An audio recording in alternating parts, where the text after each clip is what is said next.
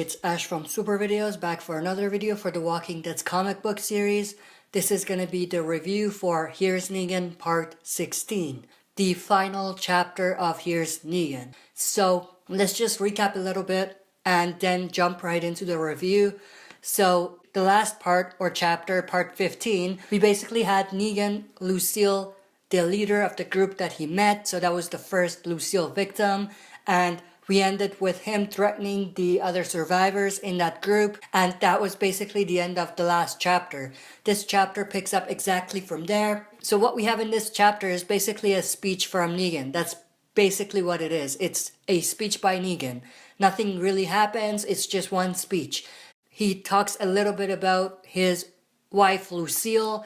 He talks a lot about the people he's met in the apocalypse and how they just kept dying and that they weren't good survivors. He basically goes to say that those are the type of people that he hates, the type of people that don't deserve the label survivor. He basically reveals that Lucille, his wife, made him stronger, and he only knew that she meant so much to him when she was actually gone and when she actually died. And he basically tells this group that they need to fall in line, they need to obey him. It's basically the beginning of the Saviors, obviously. So he's telling them that they need to obey him, that they will be stronger together, obviously with Negan being the leader, and that he'll make sure that they survive, that nobody else can take things from them, that nobody else can do anything to them. And he basically promises that he will provide security and safety and survival to them, but they need to obey him. We have one of the members stepping up saying that he doesn't want to obey Negan because he just murdered their leader and everything. Negan makes a joke about it, talks about his big balls and everything, and he explains exactly why they should actually obey him. So we have this great speech by Negan. He ends it with saying, "We are your saviors." Obviously, that's the origin of where the name the Saviors came from. And he ends that epic speech with saying that things are going to be different now. Here's Negan. And that's the title of the backstory for Negan. So overall, this particular chapter, I think, even though nothing happened, it was a pretty good speech by Negan.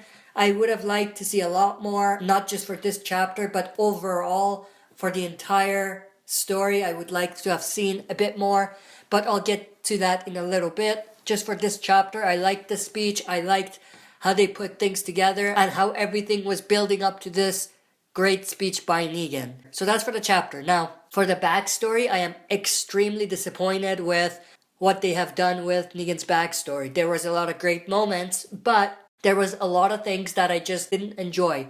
There's a lot of things I wanted to see that I didn't see.